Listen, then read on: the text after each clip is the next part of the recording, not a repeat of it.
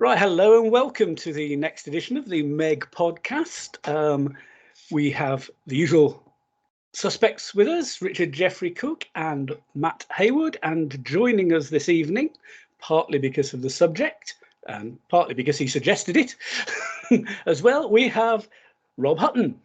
Hi, how are you doing? So welcome aboard.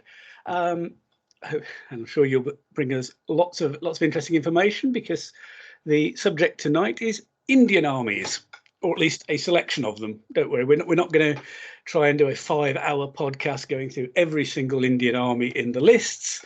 I think we'd fall asleep, let alone you, dear listener.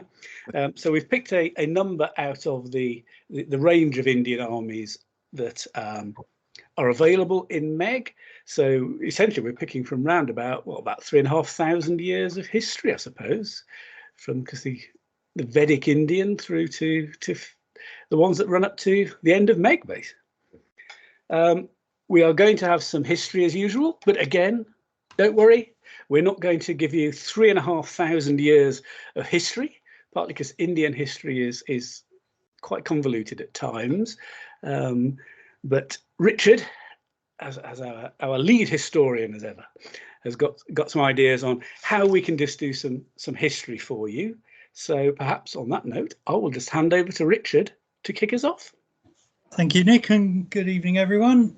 So we thought in covering the history, we would focus on the invasions of India rather than Indian history itself, mainly because there are an awful lot of Indian kingdoms and empires that rise and fall over the 3,000 plus years that Meg covers. So it would be very confusing and quite difficult to explain. So we thought we'd focus on the invasions. First off, I'm going to start with a bit of geography.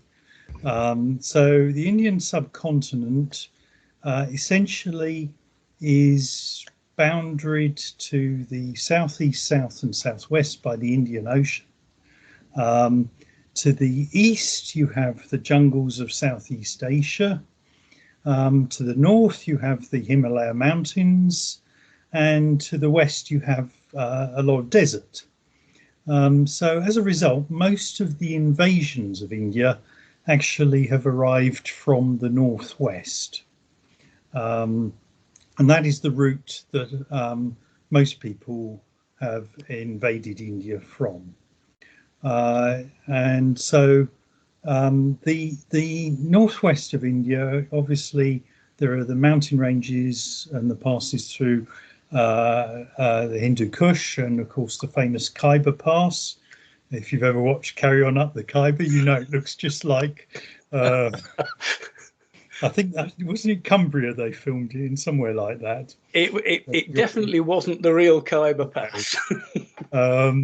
So yeah, the real Khyber Pass, probably the mountains are a little bit higher. To around that area, as you go further east and south, it becomes hotter. You come into the monsoon territories of India. But there are also, India, of course, has considerable areas of desert, particularly the Thar Desert. But as you go further south, of course, it gets hotter and hotter. It actually becomes less suitable for maintaining and for horses. So as a result, you get more jungles and mountains, and you have greater numbers of elephants, although elephants were extremely widespread throughout the whole of the ancient Indian period. So the earliest history we have of India includes the texts known as the Vedas. I hope I'm pronouncing that right. All pronunciations are a bit dodgy, so apologies to any Indian experts. The Vedas themselves were religious texts that were composed in Sanskrit. And in those texts, they actually describe conflicts between the non-Vedic Indian Aryan tribes and the Vedic Aryans. And these were conflicts that went around, occurred during the period sort of 1500 to 1000 BCE. But the earliest sort of invasion of India that is mentioned in any histories is that of the Achaemenid Persians. It is actually thought that Cyrus the Great actually conquered India up to northwest India up to the banks of the river Indus, and in doing so created the satrapy of Gandhara. However, there is actually no firm evidence of Persian occupation of India until the reign of Darius I in 518 BCE, when Darius issues what are known as, I think, the Bethune tablets, and those actually are the first firm evidence of Persian occupation of India. Unfortunately, there's almost no details are known of the actual invasion itself. We know that that part of India at the time seemed to consist of a multitude of smaller kingdoms, and presumably that's what allowed the Achaemenid Persians to conquer the area. The fascinating thing is actually, according to Herodotus, the tax revenues from India, and specifically from District 20, as Herodotus numbers the tax districts of the Persian Empire, those themselves represent 32% of the total income of the Persian Empire, which is a phenomenal amount if correct. The income apparently came from gold dust, which I guess was panned from the rivers in that part of India. Yeah, the whole evidence of Persian occupation of India is very scarce. We don't know really the extent of Persian rule in India.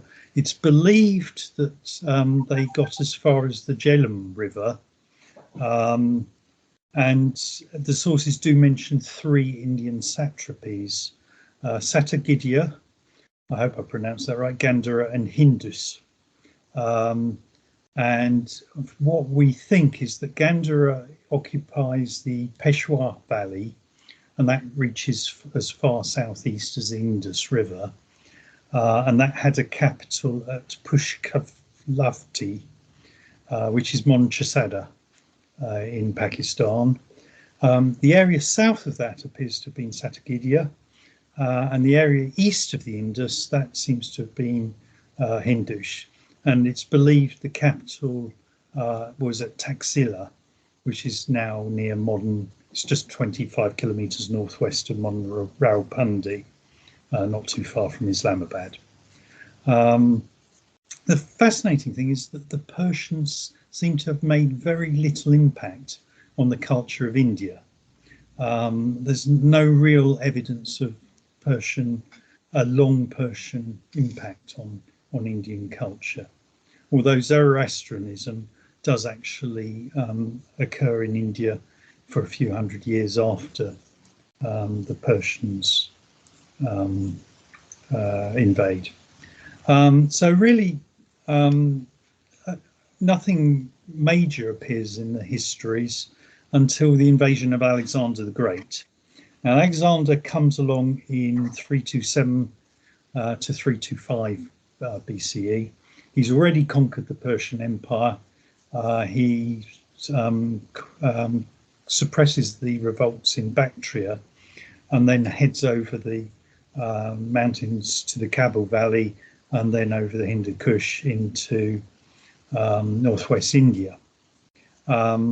Now, by this time, it appears that the Persians had already lost control of the area east of the Indus River, because we know those were under separate Indian kings, Taxilis, and of course Porus. So it looks as if the Persian influence had already waned even prior to Alexander appearing. He, of course, famously fights the battle at Hydaspes, defeats Porus, who surrenders, and Alexander, of course, then gives him back his kingdom. and the army marches on, but then mutinies at the river Hyphasis, which is the modern Bias. So Alexander's army never gets as far as the Ganges Valley. So Alexander, with very sort of bad grace, then heads back, suppresses the Indians as he marches down the Indus Valley, then sends a navy back along the Indian Ocean to the Red Sea. The idea, he then marches along in parallel with this, and of course it all goes wrong because the navy gets delayed, he doesn't get resupplied, and he loses a substantial portion of his army in the deserts of Gedrosia and Carmania, which are south of the Iranian plateau. However, although this is a very short period, the influence of the Greeks is very significant, not least because the conquests of Alexander seem to have inspired Chandragupta to actually found the Mauryan Empire. So the Mauryans actually conquer most of northern India, including the Hellenistic satrapies of Parapamasidae, which is the Greek name for Gandhara, Gedrosia, which was to the south, and Arachosia, which is actually the Greek satrapy in Afghanistan, sort of around the Kabul Valley sort of area. And in fact, yeah, it's probably not a huge surprise, given that Alexander was only in India for 3 years, that and with the Wars of Successors, the Greeks don't retain their areas in India. And in fact, Seleucus, he actually concedes these satrapies in return for 500 elephants, which he takes back. And they obviously play a key role in the victory at Ipsos. So thereafter, the Seleucid kings actually maintain good relations with the Mauryans. We know that Antiochus, the son of Seleucus, he actually visits India, and there seems to have been some sort of marital pact. It's not clear who married who, but there seems to have been good relations, and it's probable that the Seleucids continue to refresh their herd of elephants through these contacts in India.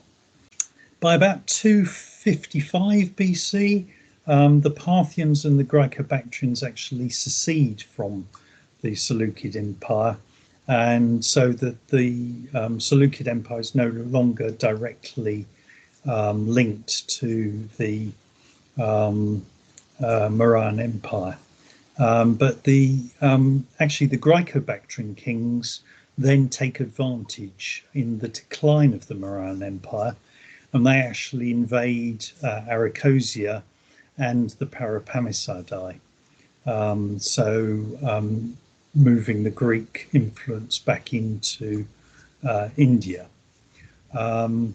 Bactria would eventually be lost to a Saka invasion, but the Greeks in India actually briefly flourish, and have a very significant influence on Indian culture. I mean, it's interesting, under the Mauryan Empire, imperial proclamations are actually translated into Greek, and Greek seems to have been the sort of lingua franca of that bit of northwest India that the Mauryans had taken back from the Greeks. And in fact, the Indo-Greek king Menander is actually mentioned in Sanskrit texts. The Greeks and the Indians seem to have gone particularly well, and there are Indian statues of Greek gods, which show an Indian influence on the cultures sort of merging. So yeah, and the Greeks seem to have understood Buddhism and a bit of Buddhism was actually influenced by some of the Greek beliefs as well. The next invaders who come along to India are actually the Indo-Scythians, and these actually in the 1st century BC replace the Indo-Greeks in Gandhara. They then move both south and east, and from the 1st century BC to the 4th century Common Era or AD, they are actually controlling areas of India. During the 1st century AD or CE, they actually are subjugated by the Kushans, but the Kushans seem to have been content to let Indo-Scythians continue to rule as satraps, and they known as the northern satraps and the western satraps. And these actually last until the last western satrapy actually fell to the Gupta Indians. When we come to my army list choice, you'll see that's the Gupta Indians. In the Indo-Scythians in northwest India, this gets where it gets a bit complicated. They were actually replaced by the Indo-Parthians, or a bit more complicated, I should say. The Indo-Parthians were actually a Parthian noble dynasty who seem to have moved from Seistan, which is sort of Helmand area of Afghanistan in the west of Afghanistan. They sort of moved up towards India, and they have a reign until they are sort of replaced by the expanding Kushan Empire. So the Kushans themselves, they get replaced around 390 CE by the Kidarites. These are also known by the Greek name of Chionites. They seem to last for about 50 years or so, and they then are in turn replaced by the Alkon Huns. The Alkon Huns, first off, it's worth saying they're not Huns in the sense of Western Huns. Great, just for clarity. Yeah. In fact, modern scholarship believes they're actually early Turks and have nothing to do with the Huns themselves, but they're also sometimes known as the White Huns. And to further confuse things, the Indian word for is Hunas, which looks very much like Hun, but actually I think has a different etymological origin. So clear as mud then. So yeah, anyway, so the Alkon Huns are displaced from Bactria by the Hephthalites, so they get pushed and decide India seems a good place to get pushed to. Hang around till about 520 CE, and then they get defeated by principalities who are supported by the Gupta Empire, and that's that they do, however, hang on in bits of Gandhara and the Kashmir region until they themselves were conquered in about 625. The effect of the Hun invasions, however, is it did help to play a part in the collapse of the Gupta Empire, which leads us to around, as I say, we've reached around 625 CE, and of course at that time we see in further west the emergence of the Arabs, and it's the Arabs who are going to play a part in the subsequent invasions of India. And at this point I'm going to hand over to Nick, who might have a little bit to say about the Arab invasions of India.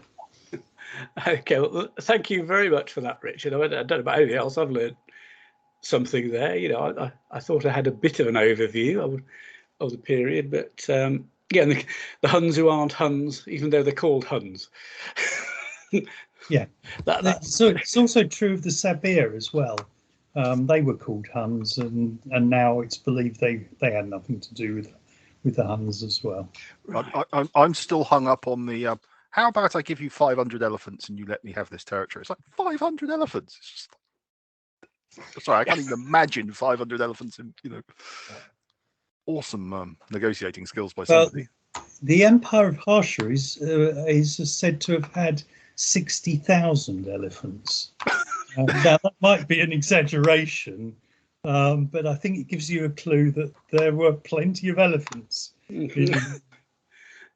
So basically, Chandra got to go. Oh, he wants how many? 500? Oh, yeah, we'll just get. he can have them. Plenty more where they come from. This is sort of astounding, isn't it? So yeah. Anyway, I will take up the narrative now. So as Richard has just said, the next incursions into India, although they start mainly in Afghanistan and Pakistan, or the modern areas that are Afghanistan and Pakistan. They started quite shortly after the fall of the Sassanid Persian Empire. But these were really just raids.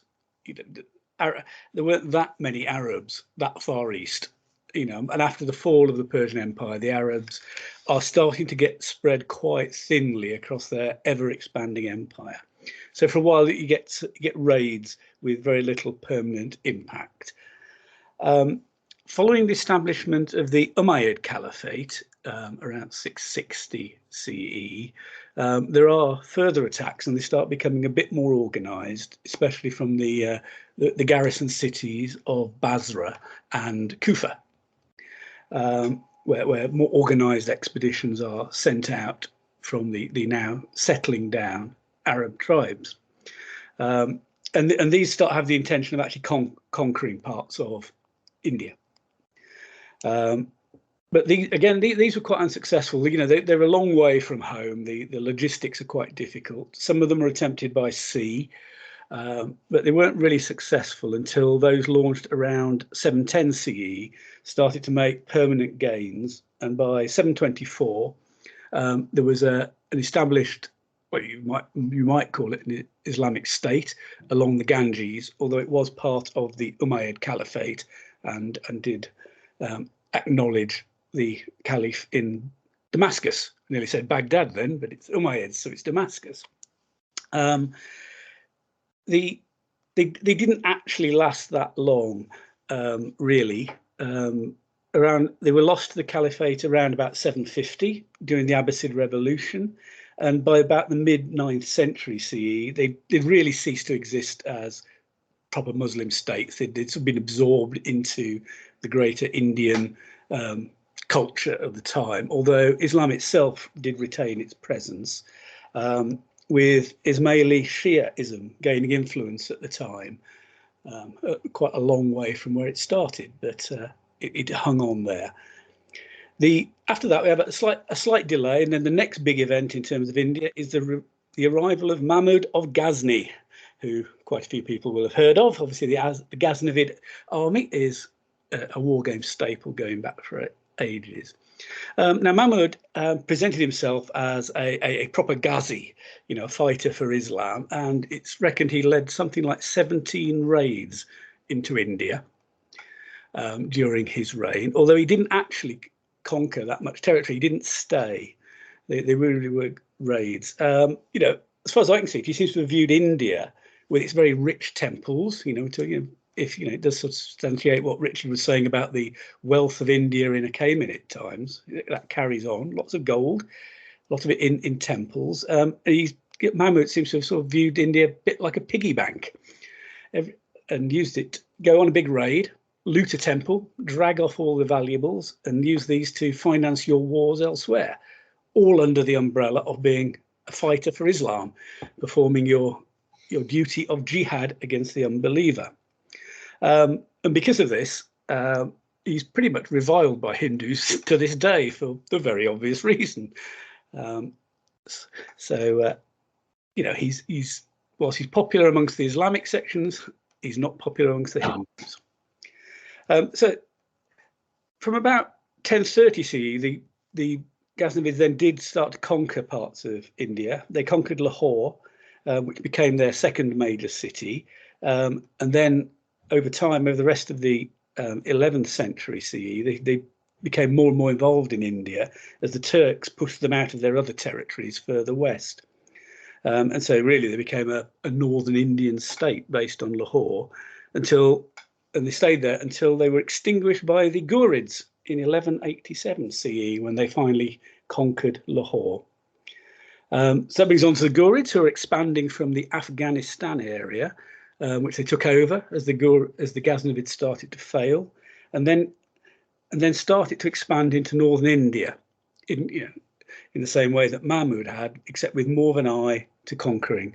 Under one of their sultans, Muiz ad-Din Muhammad, they again tried to conquer parts of India and initially were rebuffed.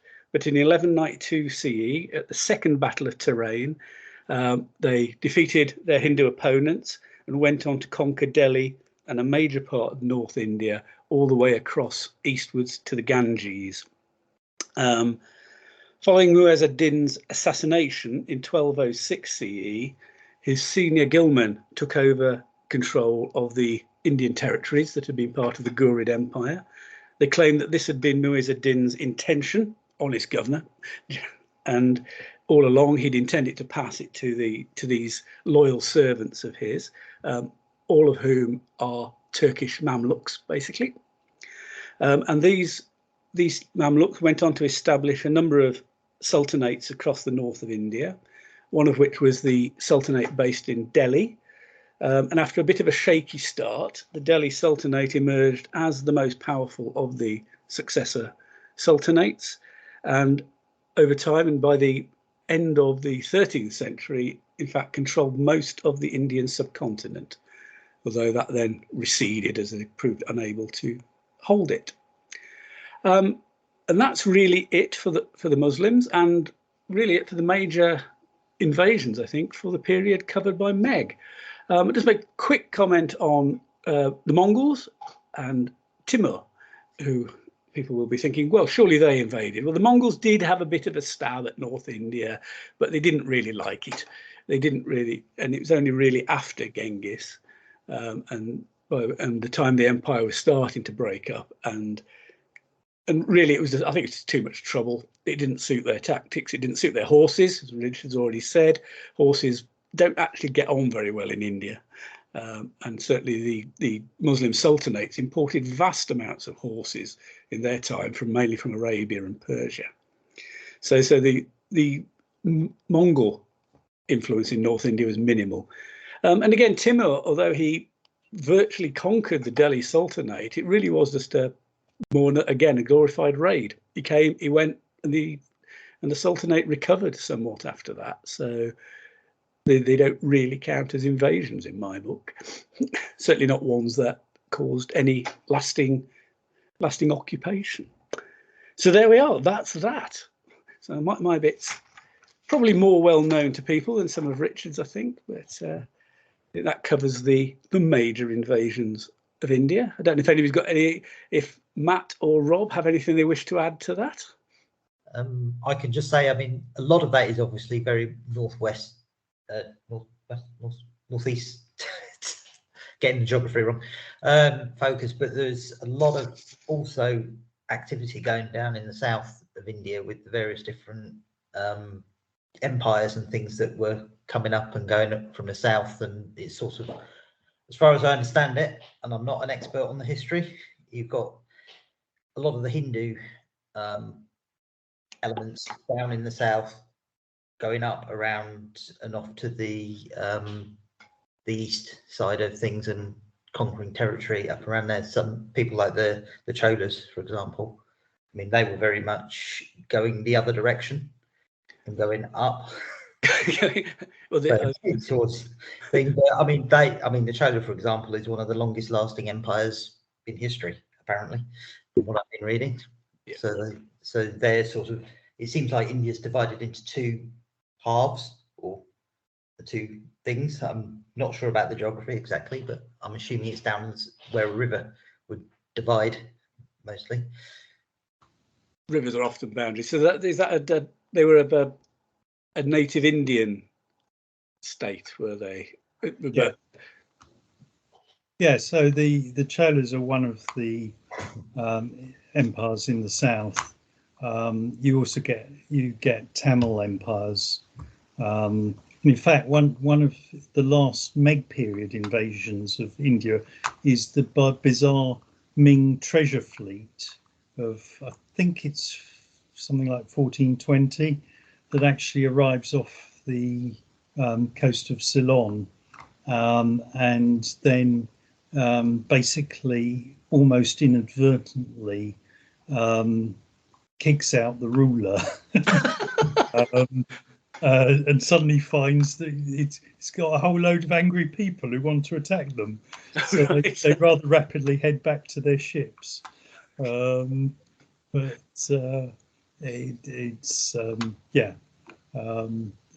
perhaps a story for another time. Yeah, and I think. Sorry, Rob. I think you were about to say something. No, I was just going to say, of course, in India, again, story for another time. There's a lot of Indian influence going eastward as well into Southeast Asia. So it's not only about the nasty people coming from the northwest frontier into India. India's so big. I think also there is at least one Tibetan invasion of India, but I must admit I don't have any details of that. It wouldn't surprise me. I think during the time of the Tibetan Empire, they were attacked out of sort of modern Tibet quite a lot, didn't they? So it wouldn't surprise me. And the oddity with the Ming treasure fleet invasion is the admiral was actually from a Muslim family. Oh, right. so technically it was probably a Muslim invasion, not a Ming Chinese invasion. I'm sure the locals really appreciated that subtle difference. Absolutely.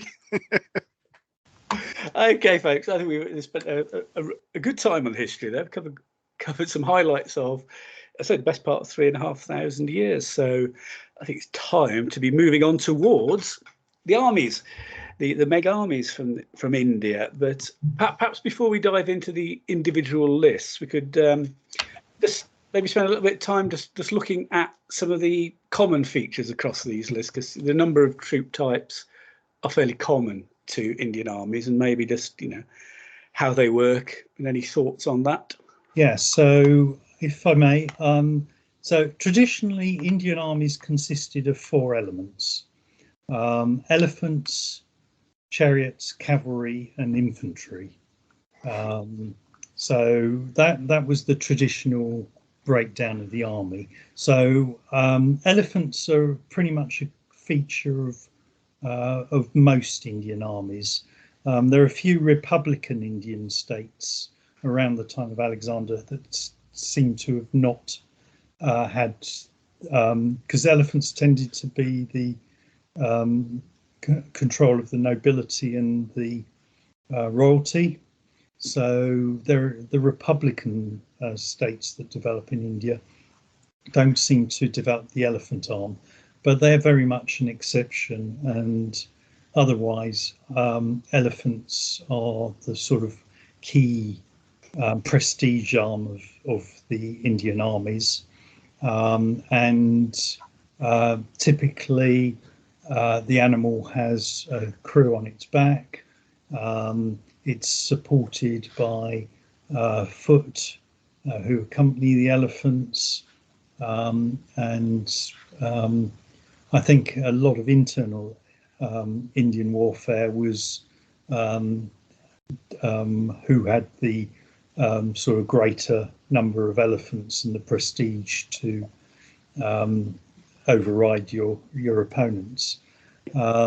Richard, sorry, to butt in there, but it sort of popped into my head. You just say about the elephants are supported by infantry. Presumably in the Meg list, these are the ones that have archer ability, rather than being in some sort of mixed tug. Yeah, we tend to.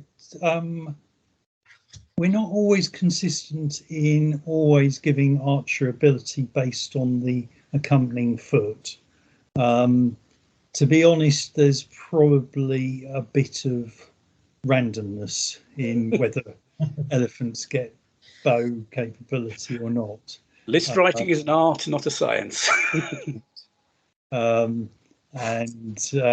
it's something I probably wouldn't be able to justify too accurately. But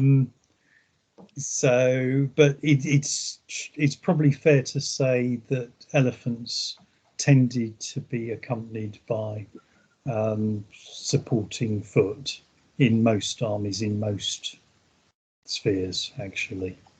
Probably in Southeast Asia, you get the elephants with the most foot that accompany the elephants. They seem to develop it to the largest degree, but it occurs pretty much everywhere to a lesser or greater extent. The Greeks seem to have, if they didn't invent it, they seem to be the ones who put the towers on the elephants. Certainly that then influences later cultures as well. And then you also see at various times elephant armour, which again we've been fairly restrictive with, but particularly there are fine examples of later elephant armour from the 14th century onwards. And an elephant in armour, it certainly looks an impressive, must have looked as an impressive beast indeed. I wouldn't stand in front of it. I wouldn't get anywhere near elephants. If you ever seen the Mussolini's propaganda film of Zama, where there are charging elephants, they managed to get these elephants from, I think they were circus trained elephants, and they're running along at about 25 to 30 miles an hour. And there isn't a lot that's going to stop an elephant going at that speed. No, sir. Devastating charge. Yes, a bit more than shove, probably. Moving on, chariots. Certainly, at the time of Alexander's invasion, chariots were still a feature of Indian warfare. They tend to disappear out within the sort of next couple of 100 years. There's very little evidence, except in the far south, for chariots beyond the sort of 1st century BC even. There's actually precious little information about Indian chariots.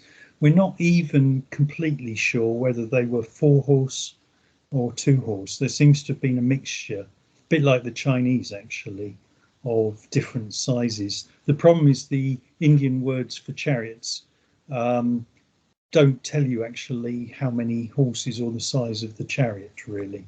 So they're not particularly helpful. And there's actually not that much imagery of Indian chariots. And what there is, it's sometimes difficult to distinguish it from civilian transport. So, so there are chariots. But chariots basically have disappeared after about the 1st century BC. The cavalry was very much the 3rd arm in Indian armies. Partly because, as we've mentioned, particularly in the south of India, rearing of horses is difficult. You never see large numbers of them. In the north and northwest, you see more evidence of cavalry, and certainly there's Gupta Indians certainly used lance cavalry. The Indo-Greeks, there's a very nice Indo-Greek coin which actually shows a lancer also carrying a bow, surprisingly, on horseback on one of the Indo-Greek king's coins. So we believe the Indo-Greeks certainly used lancers, and it seems the Scythians and Kushans also introduced the idea of lance-armed cavalry to the Indians. But that probably the first time they ever saw that being used effectively was probably Alexander the Great and his companions, which must have been quite a shock to the likes of Porus at the time. The infantry themselves, they varied in quality enormously, from mercenaries and professional paid warriors down to basically a peasant levy. Obviously, when you get the Brahmin castes, then soldiering is a particular occupation of particular castes.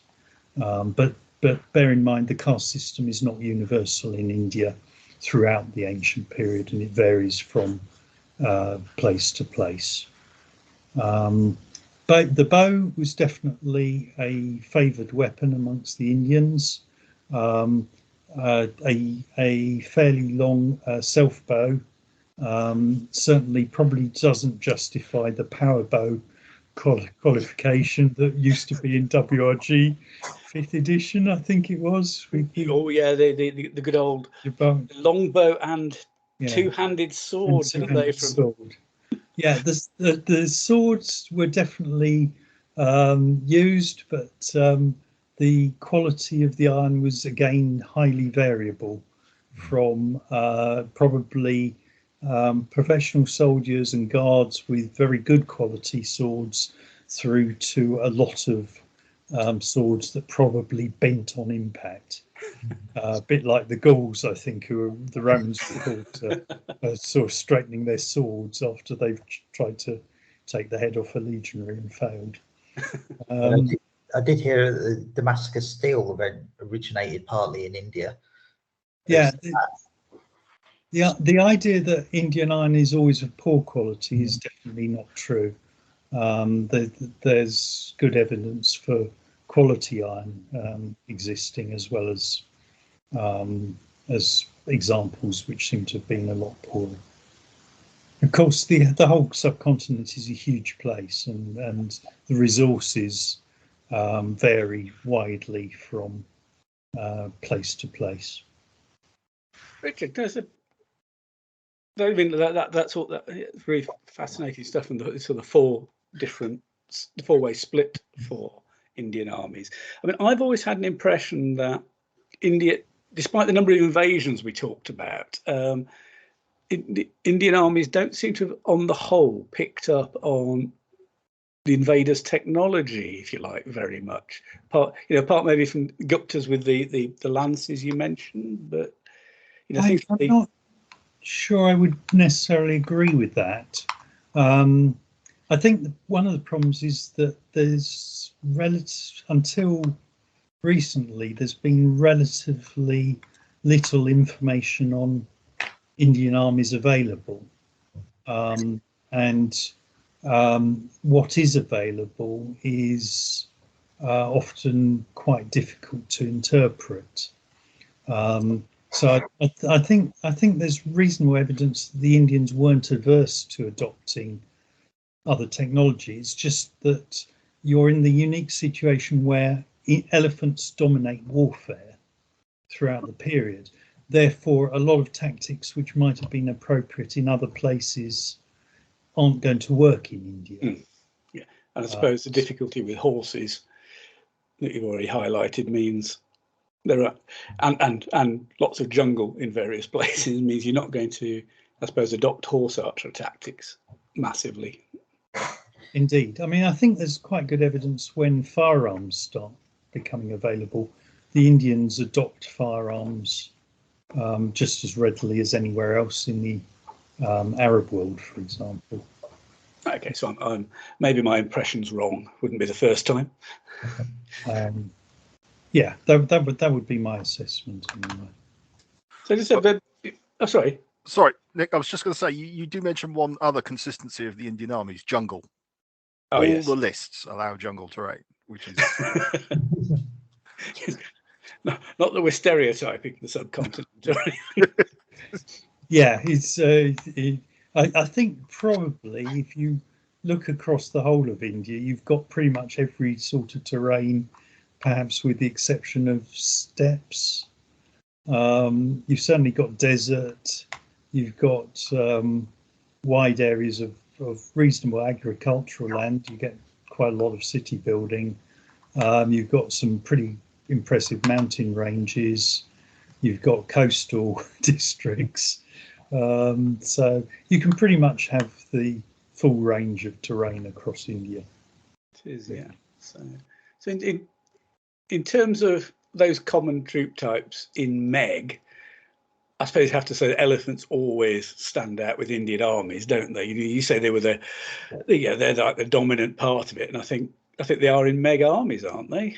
Apart from maybe the very early ones, which Rob will probably come on to shortly. Yeah, I think most of the Indian lists have mandatory elephants. I haven't checked that, to be honest, but that would be my feeling. So yes, except for the early Indus civilization and Vedic armies, I think you're pretty much looking at elephants throughout the Indian lists. On which note, shall we move on to lists?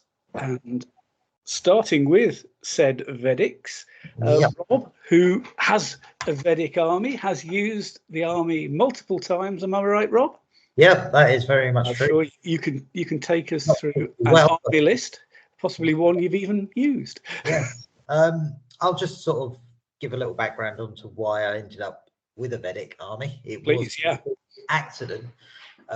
Being quite relatively new to the Meg scene, last year I sort of started going to the tournaments, and I was looking at competing in both warfare and the Ribble tournament, and I was originally going to go with an Assyrian army for warfare, and then I was looking around for something really unusual for the Ribble tournament, and I ended up looking at the Vijayanagar army for that. And then various circumstances occurred, such as really falling out of love with the figures that I bought for the Assyrian army and running out of time. And I decided, well, what can I do? Because I've got to get an army up for warfare. And I thought I'd look through so maybe I can get an Indian list in, which means I could potentially use some of the troops that I'd already got for the Vijayanagar. And that's where I happened on the later Vedic list. It looked simple, it looked okay. It was sort of, that's where I'm going. So that sort of ended up being a thing. And from that, it's sort of my interest in the Indian armies, various, has sort of grown a bit. But yeah, I've used the Vedic Indian army twice. First of all in warfare, and then secondly in fire and ice back in January. The army list that I've actually got here is actually the variant that I used in fire and ice, albeit slightly cheaper because it's now in the 2022 list, whereas the fire and ice was still stuck in the 21 lists. But it was, yeah. I copied it in and it came to about 10 points cheaper. Oh, such massive savings. To go through the troop types for the Vedics, there's not a lot of choice, so it sort of builds itself really. You do have elephants, but you don't actually have to have any elephants, so you can have up to 4 of them. And they're just average protected shove, tribal loose, usual bog standard elephant, I would say. And then next up, you've got the heroic charioteers, which are probably the best troops in the list. Totally, they are the form loose, superior protected with experienced bow, and optional dismounted.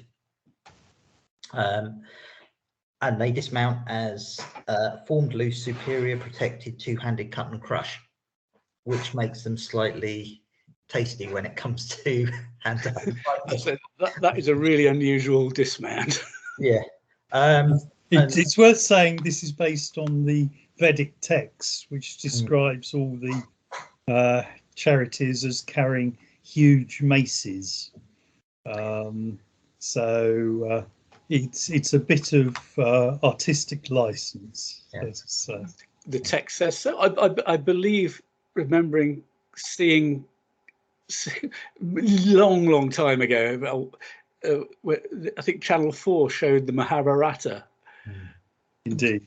as a series, and I distinctly remember people wielding unfeasibly large clubs as part of that. So you know, I'm up for it. I'm well into the idea that this is a good primary source. Yeah. Well, I've sort of mixed my dismountable guys with clubs and swords, all two-handed weapons, so they all look, you know, cut and crush. You know, it does both. Taking it literally. Yeah. So onto that, then you've got a choice of swordsmen, which are just average protected melee expert. You can have up to 12 of them. Then there's the obligatory archers that every Indian army has, I would say. Tribal loose, average, unprotected, experienced bow, and an optional for combat shy. You have to have 16 of those, or up to 72. So I don't know whether anyone would actually put 72 of them in an army, but it could be an interesting try. Next up are the followers, which are infantry, tribal, close, poor, unprotected. I would say cannon fodder, but I don't suppose they have cannons very often. Elephant fodder. Yeah, elephant fodder. Yeah. So can't say that I've used them much, but then there's the skirmishing options, and there's two of those. Essentially, there's skirmishers with bows and skirmishers with slings. You can have 12 skirmishers with bows and 9 slingers. So that is your lot for the entire list. So so the army that I actually put together, as I said, it wasn't quite like this for warfare, but this is the second one, which actually Richard had a hand in helping me design. I will, after a pasting I think I got over Christmas against Richard, but it was all practice for our eyes. So what I've gone for is, in terms of the command, I've started off with a talented instinctive. I would say, yeah, all the generals are instinctive in this army. So I've got talented instinctive as a commander, 2 competent instinctive subs, and a mediocre instinctive sub. So that's gives me enough command to do a lot, I think. And then in terms of picking the troop types, well, I went for the 4 elephants because it's an Indian army, and originally the warfare tournament was a chariot based thing, and chariots don't like elephants. So that was my thinking, you know. Once I'd realized that, it was sort of yeah, that might scare a few people who weren't expecting any elephants to turn up. Then I went for the heroic charioteers, and I went for all 4 units of 6. So there's essentially 4 units of 6 superior chariots with dismountable. So that gives me up to potentially 6 dismounted superior protected 200 cut and crush units, which, you know, can be quite useful at times.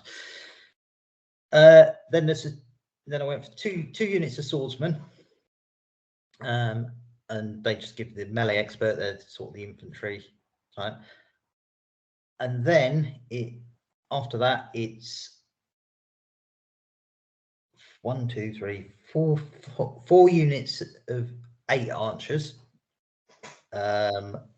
which are average, and then 2 units of 6 archers, which are poor. And then I maxed out on the skirmishers with 2 units of the bow and 1 unit of the slingers, and that sort of gives me a break point of 7, which, you know, it's quite good. I can chuck the 2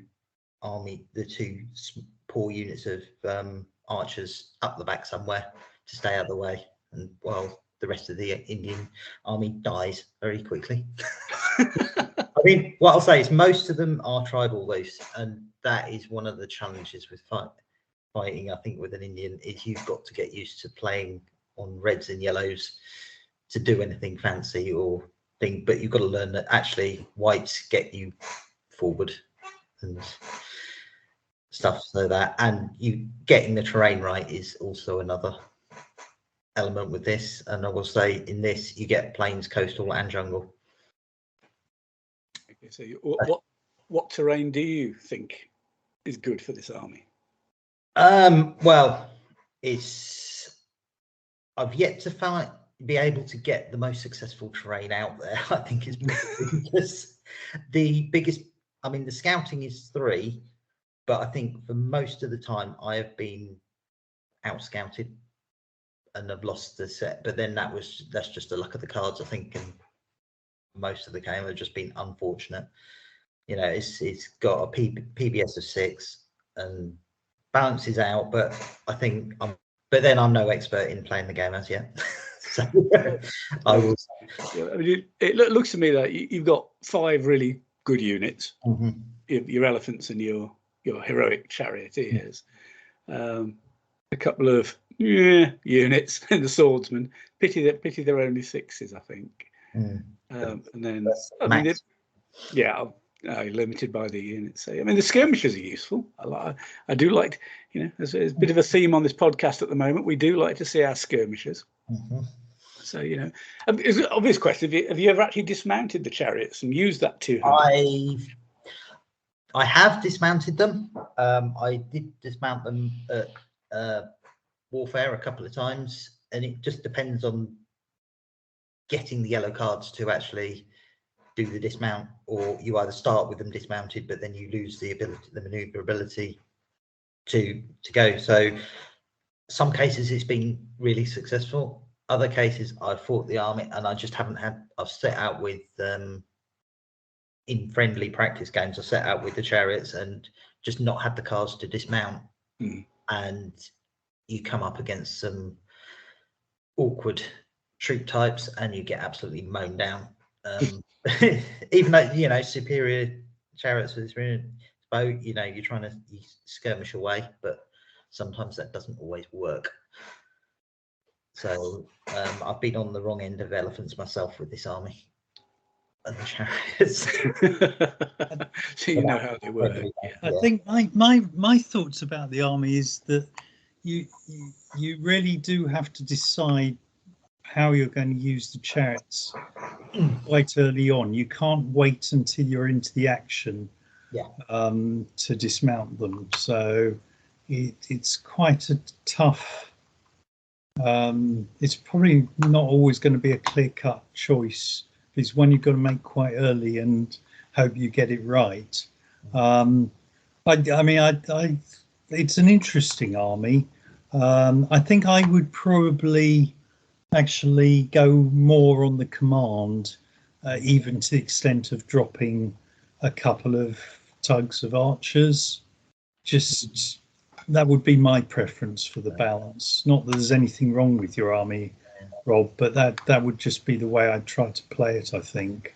Other than that, I think the army is as good as it's going to get.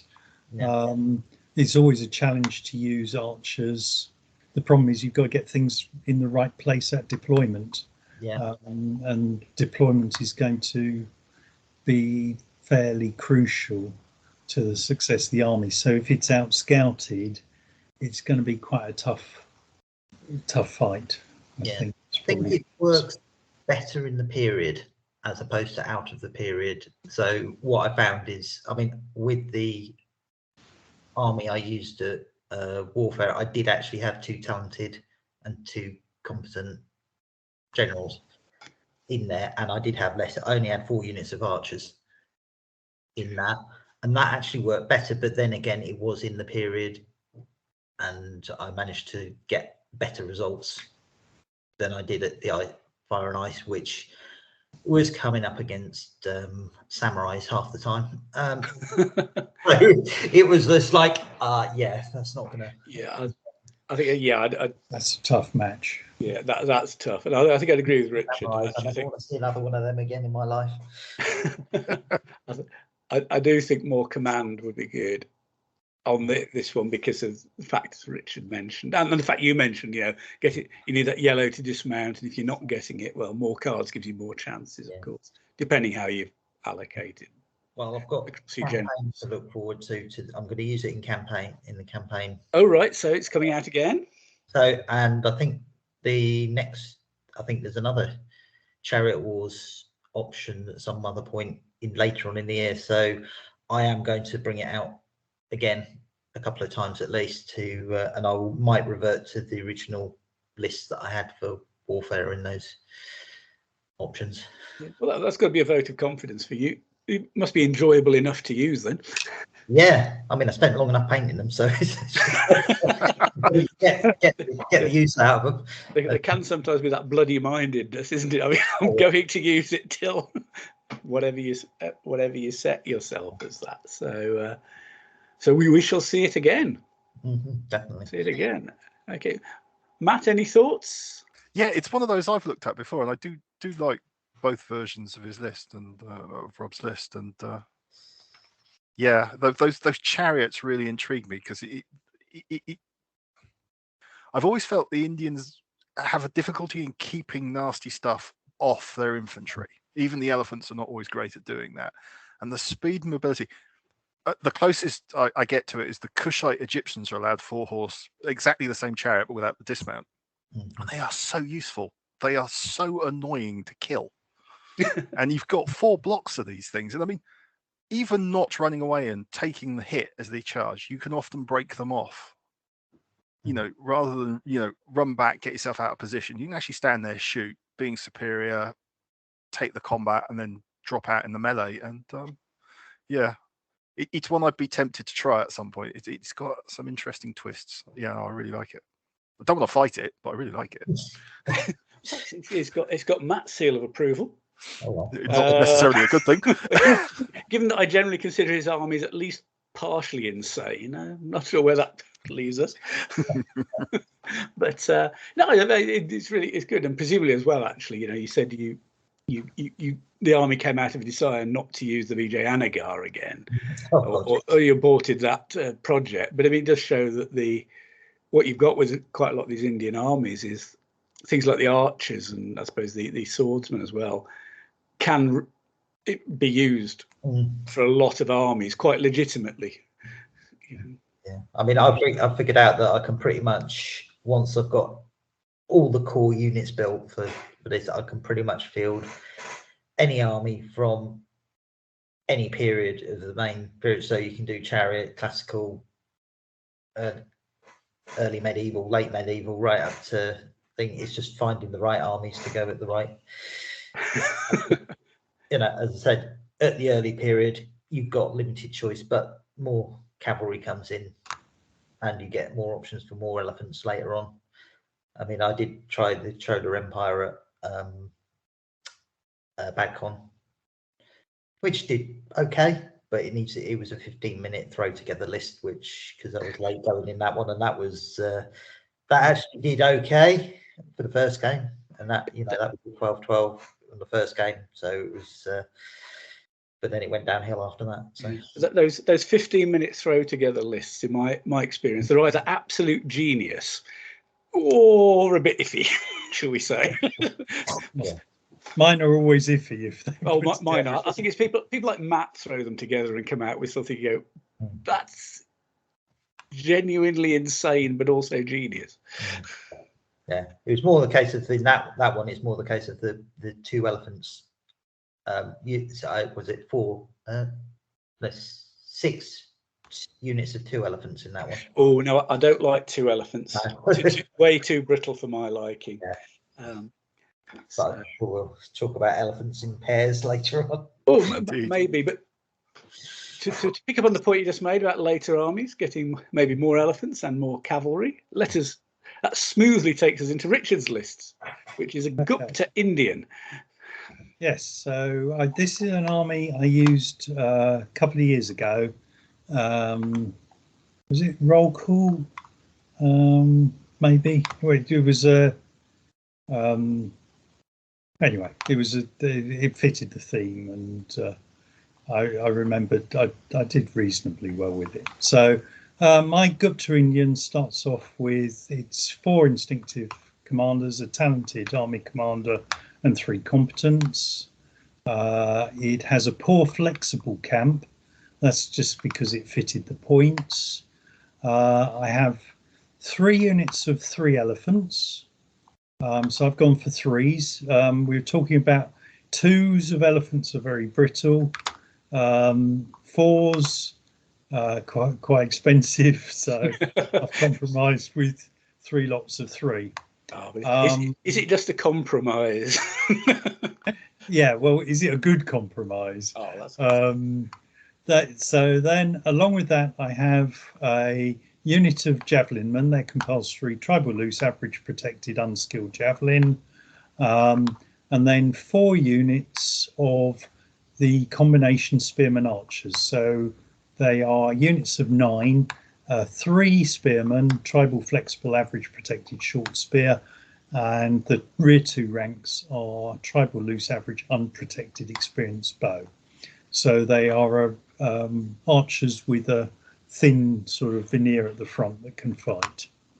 Along with that, I have 2 units of lancers. This is the punch of the army: form loose, superior protected, charging lancer, melee expert. And along with that, a unit of horse archers who are form flexible, average, unprotected, experienced bow. And then just 1 unit of skirmishing archers, 6 of average, unprotected, experienced bow, combat shy. And that comes out at 9987 points in the 2022 lists. So PBS of 6, scouting of 2. But the army, if it's out scouted, I have a pretty solid deployment, which is spearmen intermixed with the elephants. So the spearmen archer units intermixed with the elephants, javelin men to defend some rough terrain or hopefully on a hill, something like that. And then the cavalry I tend to keep back as a reserve command and then send them left or right as and when the opportunity arrives. If I outscout my opponent, it just becomes slightly easier because I can position things a bit more where I want to. So the cavalry usually start off pointing at the target they want to aim at. And yeah, the thing I've found is mixing the archers and the elephants seems to give the infantry enough of a solidity that you can hold on while your lancers do the business in wherever you've pointed them at. I found I had to use the infantry aggressively to pin. I suppose it's going back to my Hellenistic tactics of use the infantry to pin your army and then use the lancers to charge in. How historic this is, we don't have any accounts as far as I'm aware of Gupta Indian tactics, but no reason why they shouldn't have learned from Alexander the Great, in my opinion. So that's my story. You're sticking to it. Yeah, I mean, this has lots of similarities with classical Indian army. A couple of classical Indians I've fought, but I think the real difference are those lancers, aren't they? They're the unique feature. Yeah, that's the big difference between that. Otherwise, there's a lot of continuity. Yeah, I mean, I think it's good, solid, and sounds like a really good plan you've got there. I mean, can you remember how well you did with it? I think I was mid-table. I remember suffering with facing Gurid, and I also remember having a draw with Stephen Stead in that competition. Apologies to Steve, I can't remember his army. Yeah, the Gurids would have been Alistair, wouldn't they? I think they probably were, yes. Because I think in the same competition he flattened me 15-0. so no shame there, I would suggest. So yeah, I mean, it's, as I say, it's good and solid. I've found from fighting these armies, they can be really solid, but if you can get past the front rank of those mixed units, they can collapse really quickly. They sure can, but by mixing in the elephants, it means the one thing with elephants, by the way, is don't let them get outflanked. Yes, that's the thing that destroys elephants quicker than anything, if you can get overlaps on them. So I always had the elephants with the infantry close up next to them on either side, so my opponent isn't getting overlaps against the elephants. And yeah, once they're through into the archers behind, but I don't make the archers combat shy, so they're not they're unprotected, but they're nothing worse than that. So, yeah, I've fought a couple where they have been combat shy, and obviously if you're in combat with them at that point, unprotected and combat shy, you're probably getting 2 claims for that. They can collapse really quickly. They can. I'm not a fan of the unprotected and combat shy. I find they just die too quickly. Yeah, I would think it's well worth not using combat shy. We at all tempted by giving the bow to the elephants? I'm not a huge believer in elephants are there to fight. They're not there to shoot, is my attitude. Yeah. You say that, but I came up against Sid at the BadCon with shooty elephants, and I died very easy. But then it was elephants against elephants. Yeah. And those were in 2s. Yeah, that's true. Yeah. Yeah, there's one thing about the 2s of elephants. They get shot at. Yeah. It can so quickly go downhill. Yeah, if I am facing elephants with bow, you want to get into combat quickly. Although my other trick there has been to leave the elephants a couple of base widths back from the foot, so that you potentially can get some shots from your archers at the elephants, and then move up your own elephants if the opportunity arises. Yeah, this is try and ensure they're not shot at if you're facing. So yeah, I suppose the other downside of having the bow on the elephants is it means you will always have to pay to charge. You'll always have to prompt them to charge, even within 1 base width. Indeed. The missile focus. What range do elephants shoot at, by the way? I believe they shoot at 3. They're mounted bow. So. Yeah, I was thinking about the games I've played against classical Indian. It would be much harder against this one because of the lancers. Definitely. Should we move on to your army then, Matt? Yes, indeed. Tamil Indian, as we've been talking about elephants in 2s, very disparagingly, I thought, but okay. Right. Tamil Indian has some slight differences to the most Indian lists in that its infantry swordsmen are flexible, which is where I started this list, basically. Okay. So I went for the Tamil Indian in 660 CE, which allows it to take an Harpura ally. I apologize sincerely for mangling that.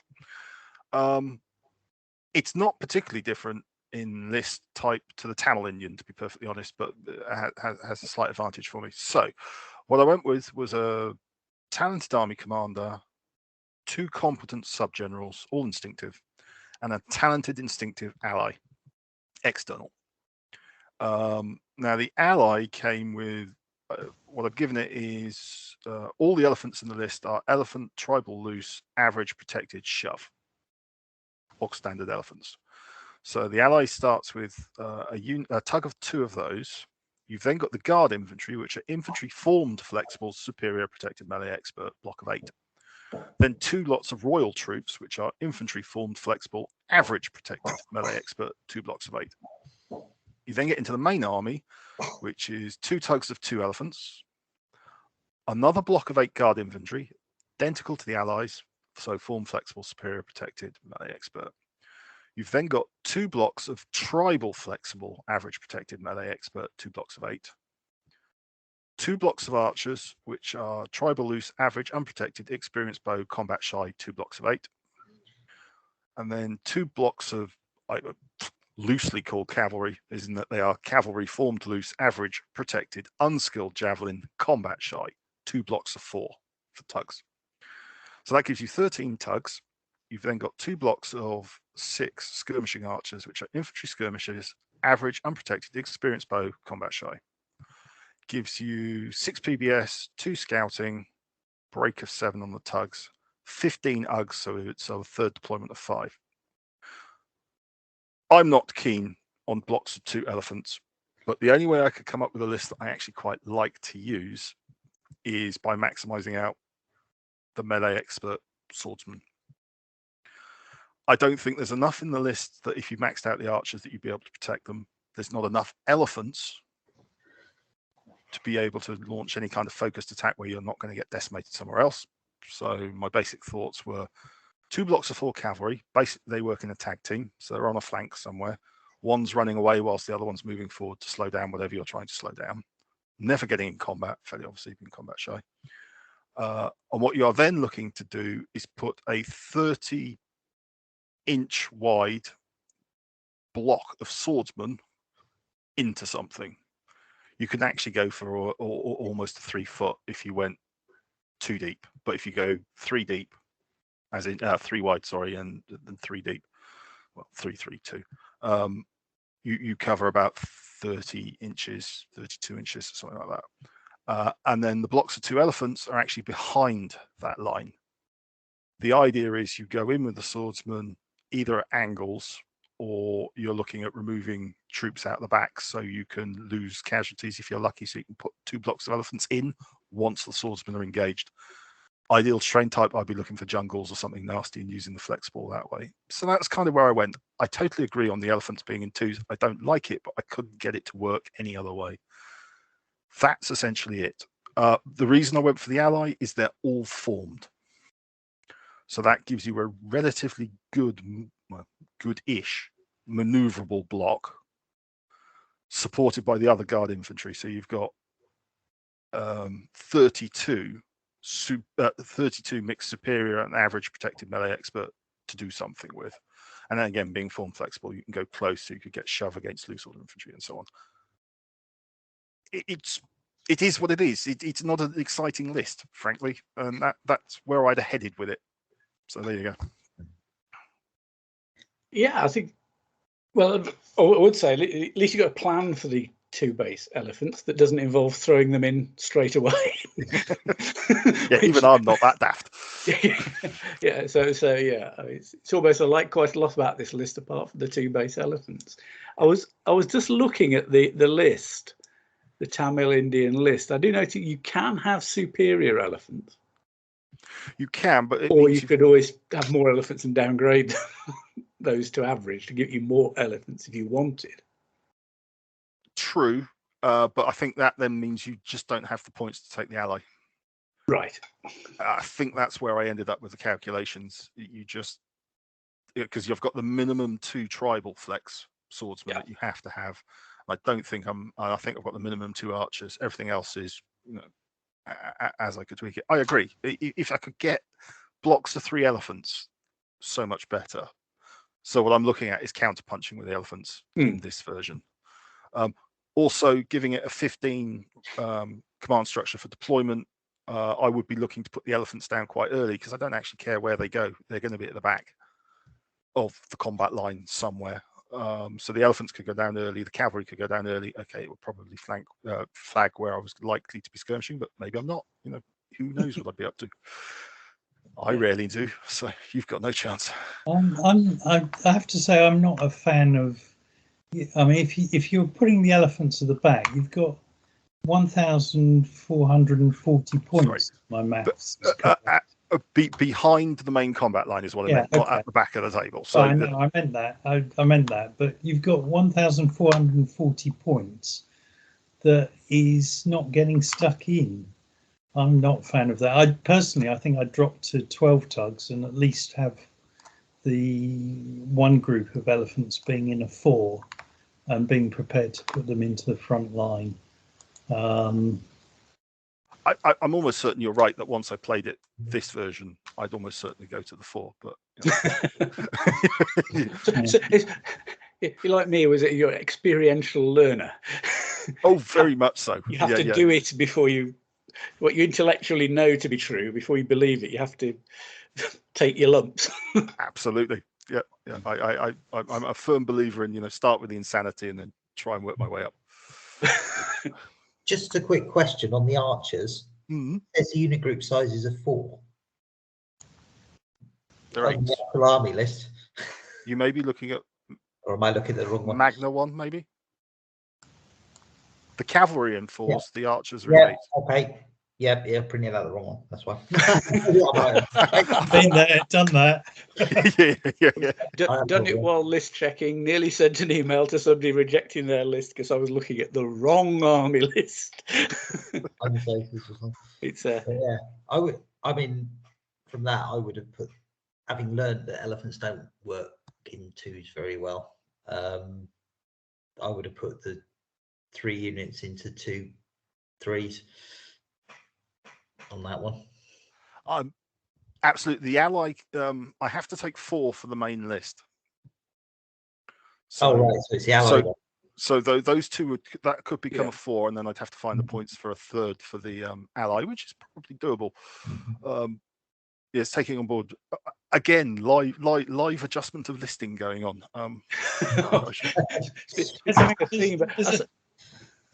I do like the guard infantry in this. I do. I think they could lull people into the slight sense of they've got no impact charge phase weapon, but they are superior.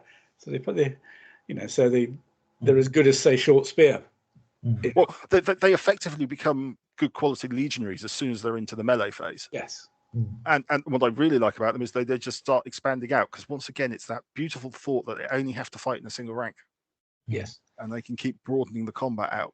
So I had guard infantry with my Chola list, exactly the same setup, and they were the ones that held quite solidly. And again, it was just sort of like wide, keeping them wide. Ironically, it's an Indian army that you don't want to fight another Indian army with, because none of the infantry can fight elephants. The melee expert is completely useless to you. It is true. It is true, but put a lot of reliance on your skirmishing archers at that point to shoot down the. Absolutely, that'd be the elite of the army. It's interesting. You do have that plan for the small elephant units, which is good. Which won't survive contact, and then I'll go to the bigger elephant units. But nevertheless, I think fundamentally it doesn't change how I'd use the army if I could get the 3 and the 4 block in, because I'd still be looking at a very large block of swordsmen. Basically just trying to bash a hole through with the elephants leading the way. Depending on what you're fighting, either leading the way or there as the counter on one side. I don't know, but it's an interesting choice. It's an interesting list. Yeah, I mean, it's different. I mean, that's part of the idea of this podcast, is to look at different armies. Some of which will be good, some of which will be suboptimal, as we say. So, shall I move on to a choice of mine then? Go for it. So, I did this sort of. Nobody will be shocked to know that my I've actually brought two to this podcast. We'll see how time goes as to whether we go through both of them. But my first choice was Muslim Indian Sultanates. Yes, Nick's got an Indian army, but it's horse archers.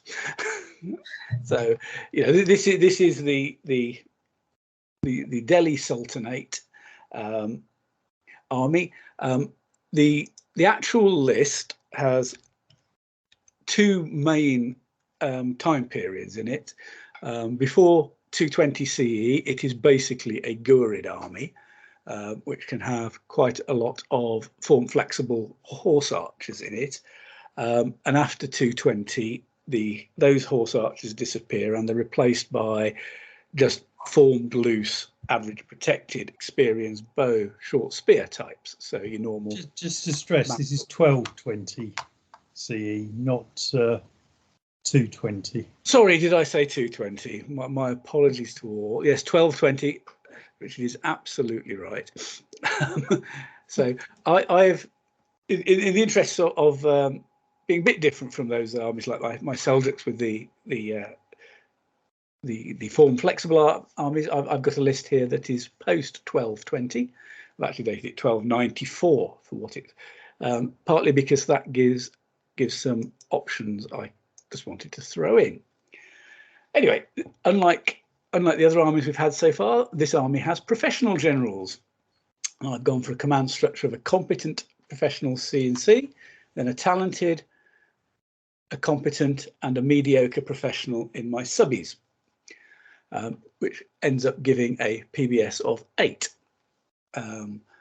The army units I've chosen, I've gone for elephants.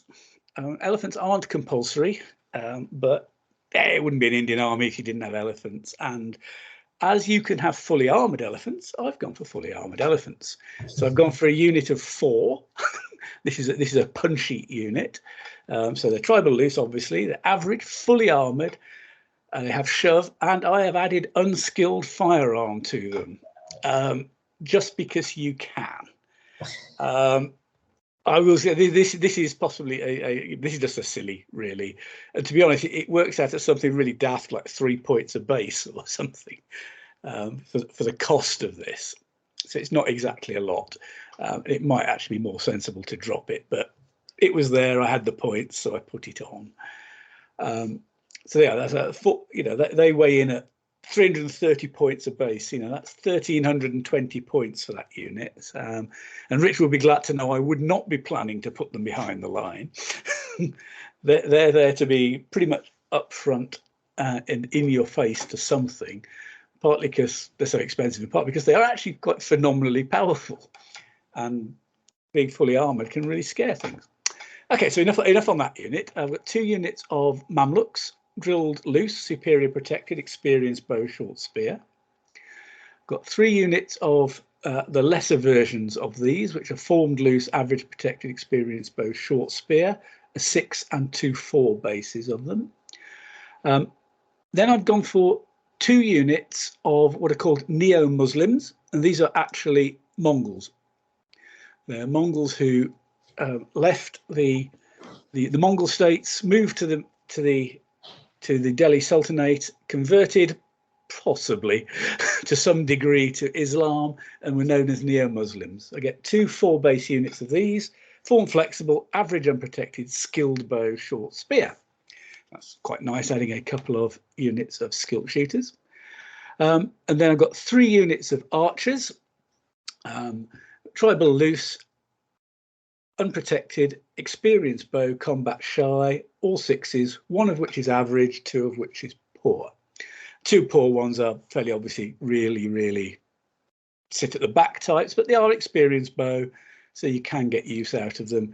The average one can possibly actually stick its nose out and be a little bit more, not say aggressive, but that might not be the right word, but you can risk it a bit more. And I certainly had use out of an unprotected unit at Ice and Fire in my song, which is quite useful. So I think that.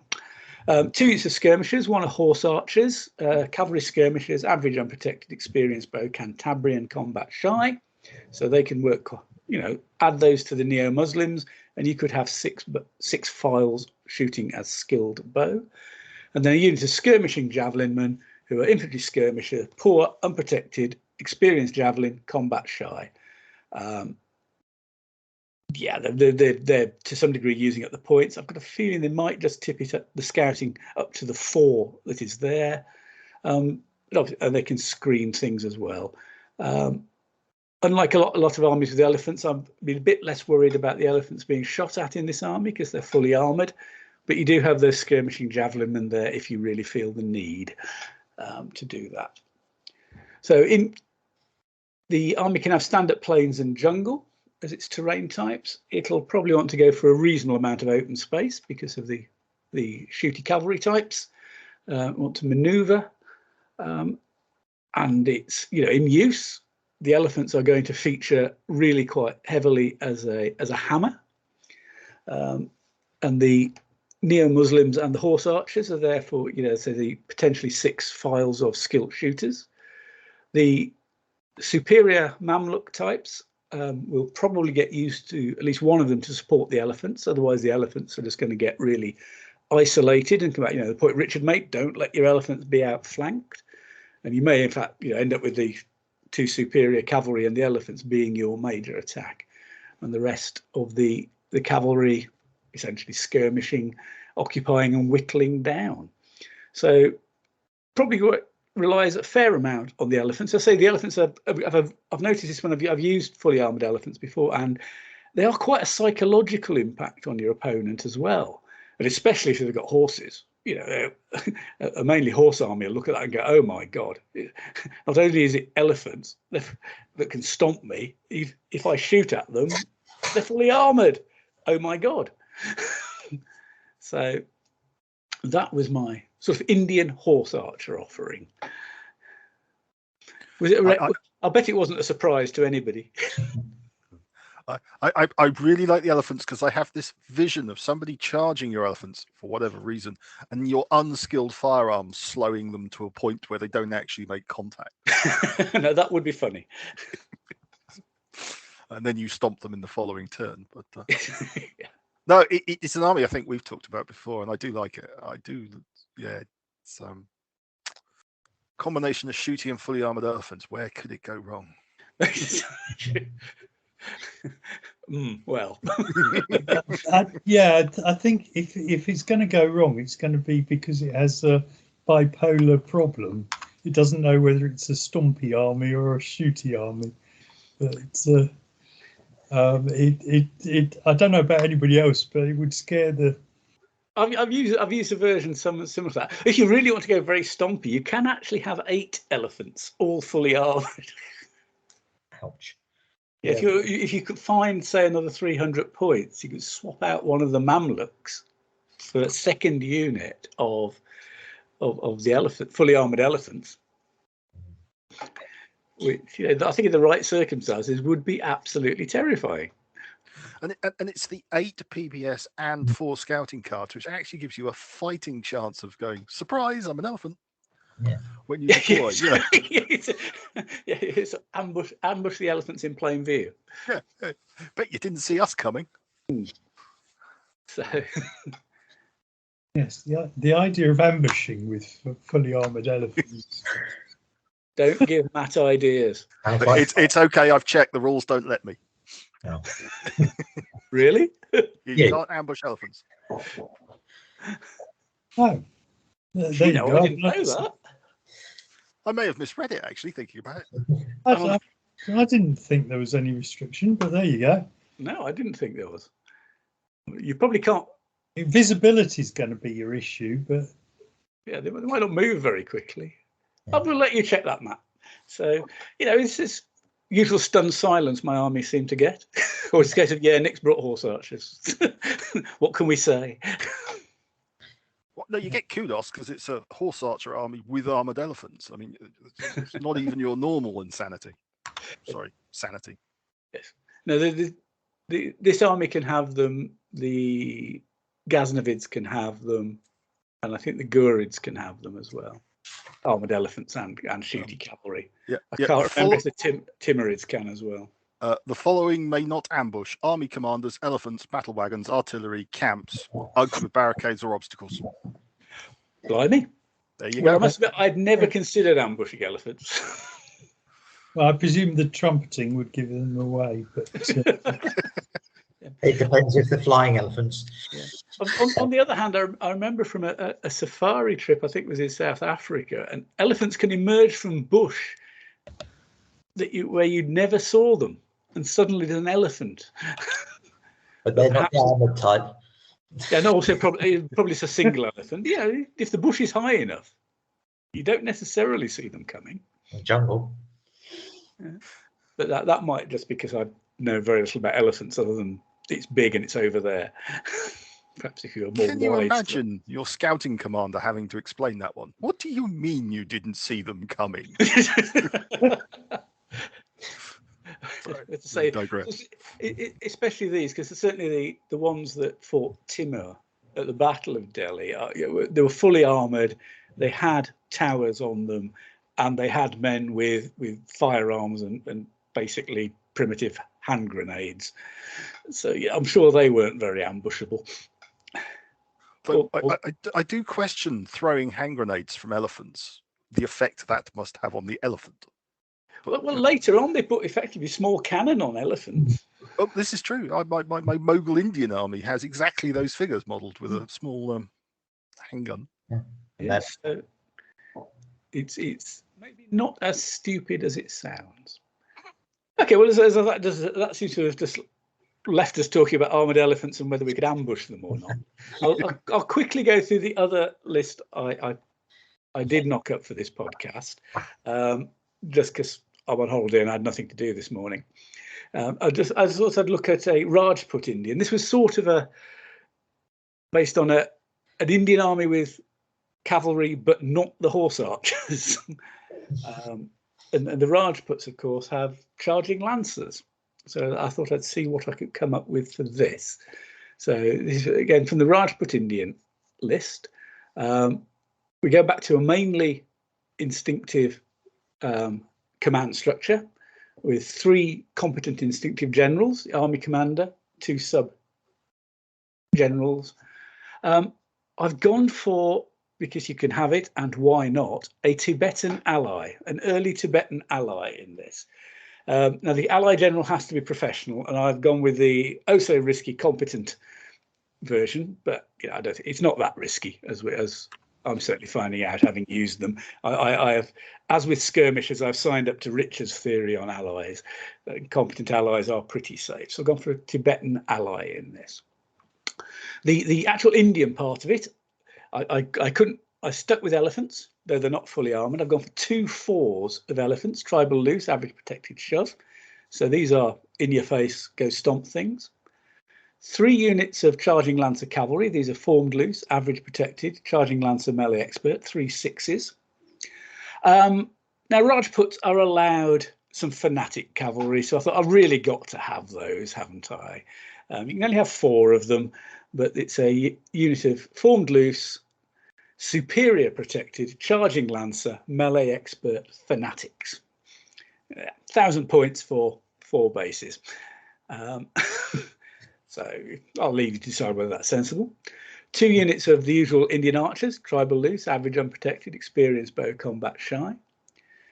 2 units of skirmishing javelinmen, each 6 bases, infantry skirmishers, poor unprotected, unskilled javelin combat shy. 2 units to go with the 2 elephant units. These aren't fully armoured, so you need some highly disposable skirmishers in front of them just to take that one shot just in case. So that's their role in life, to go out there and catch missiles if needed. And the amusing portion of this army to last are the Tibetans. 3 units of dismounted cataphracts. Each of them are 6 bases of infantry, formed close, average, fully armoured, long spear, shove. So, I mean, the idea of this army is you've got those 3 units are damned solid infantry who are relatively missile proof because they're fully armoured. Long spear, so, what's going to charge them and worry them? Somebody will now say elephants because they're only formed. But, they've got 2 units of elephants, 3 units of charging cavalry. Okay, you could say, well, they're only average, but and then the one unit of fanatic cavalry that can just go and really, really make somebody's day irritating by just not dying. You know, and having to be wiped out to the last man. So that was my this was a 15-minute knock it together army. There you are. How is it insane? Just for the Tibetan ally, I'd use it. It's genius. So I'm afraid that it gets the genius mark from me. I'm afraid, so it's probably insane. But no. I'm with that list all the way. It's the combination of those plus 2 elephants and the fanatic cavalry really did it for me. Yeah, I'm just imagining this line of Tibetan infantry walking forward with elephants on either side, or them on either side of the elephants. In fact, that did cross my mind. You know, it just makes a fearsome centre. But yeah, no, thumbs up from me. I'll take that as a win. It's mad enough for Matt. Oh yeah. And there are so many pretty figures out there for that army. I'm sure you could, yes. I'm sure you could really tart up the heroic cavalry as well. I can see Richard looking vaguely unsure about this. I just don't know what I'd do to. Yeah, it would be a nightmare to fight. Yeah, it's one I knocked up and thought, well, what would the Muslim Indian do against it? I think it'd be a bit uncomfortable, quite frankly. Yeah, I think there would be quite a lot of things that would be scratching their heads, thinking, what do we do? Yeah. Okay. Oh, yeah. I do wonder if it might just be a shade light in command. The 9 cards for the the 2 elephant units and the 4 cavalry units.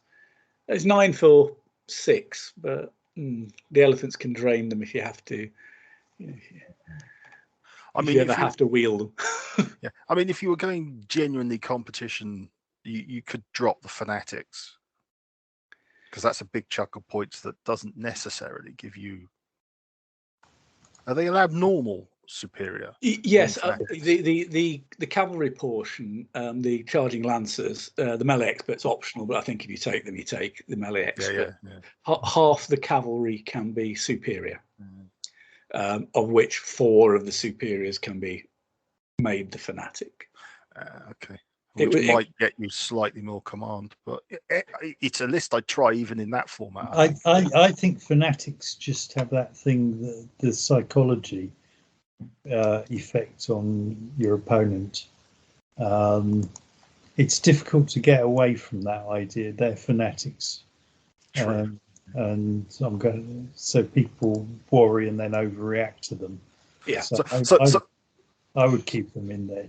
So what you're saying is, oh, there are fanatics next to those fully armored long spear next to those elephants. Yeah, I'm not playing. It could be intimidating. Yeah, that would be intimidating. Yeah. So, well, there you go, Nick. You're going to have to use it at some point now. I don't have the figures for it. Luckily, I do. Actually, I did have the dismounted cataphracts because I have a Nanzhao army that can have Tibetan allies, and I did get some dismounted cataphracts, but then I thought I'm never actually going to use them. There's a different version of the Nanzhao I actually prefer. Just the overall balance of the army is better in my view without them. So last year it was a case I was one of those ones clearing out some figures that I thought, well, I'm really never going to use these. I flogged them on. If I'd had this list at the time, I might have gone, actually, I'll keep them and buy and accumulate the other bits over time. You realise you're going to have to buy some dismounted cataphracts and paint them up now. I have enough painting on waiting my brush at the moment without doing that. So Rob, it is tempting. Sorry. So Rob, are you tempted by that kind of nutty approach to I am actually. I mean,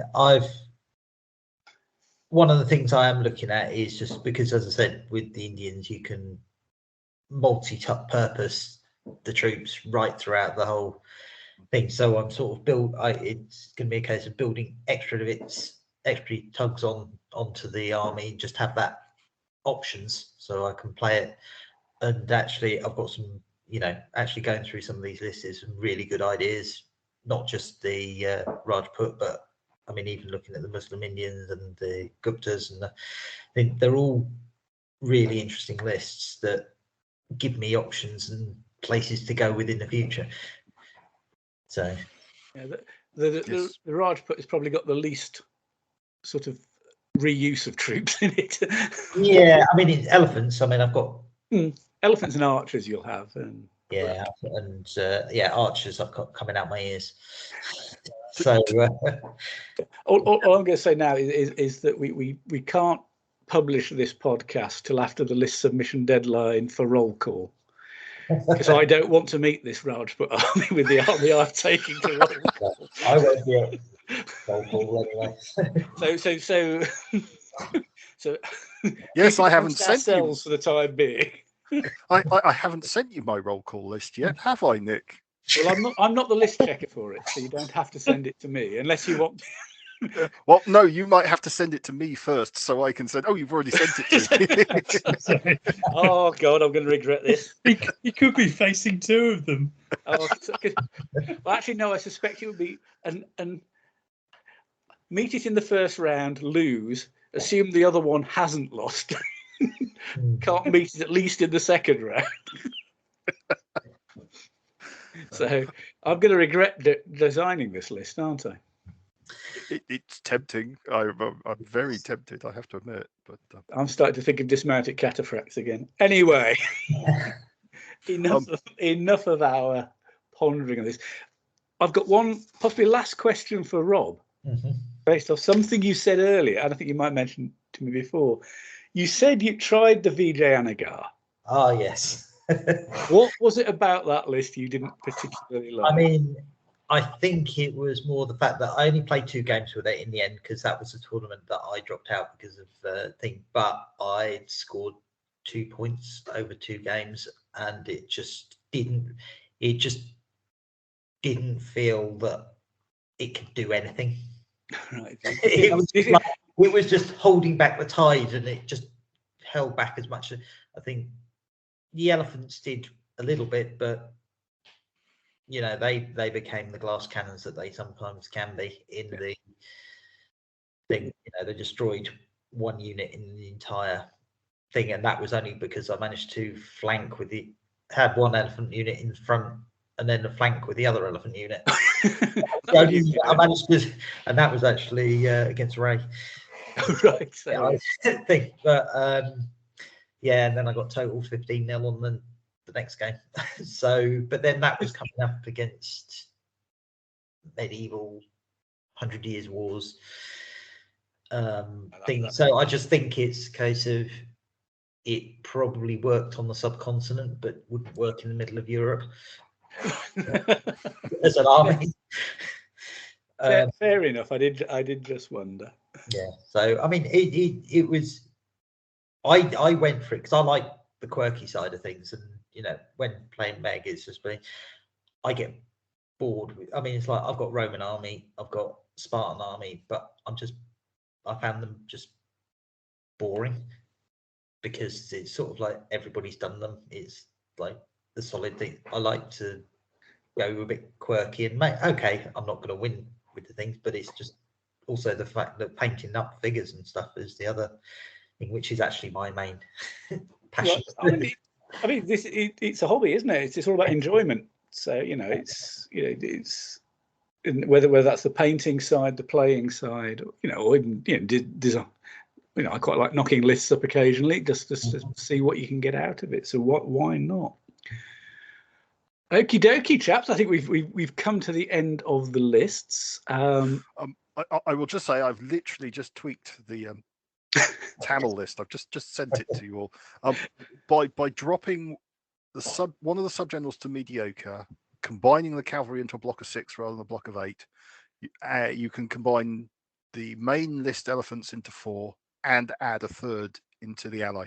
Gives you 11 tug size and 2 blocks of effective elephants. And that's all you need to do to make the list far better. So I've taken on board all your advice. There you go.